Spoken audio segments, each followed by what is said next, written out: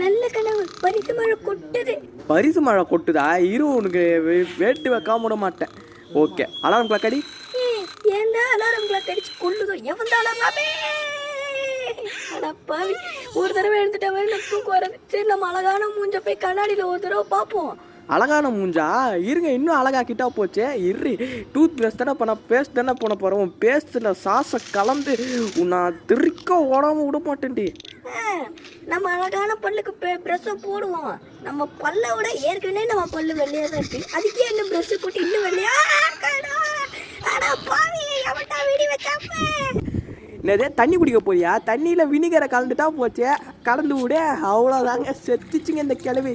ஐயோ, தண்ணியை குடுறா, தண்ணியை குடுறா, தண்ணியை குடுறா. ஐயோ, நாக்கி செத்து போயிடுச்சே. குடுறா.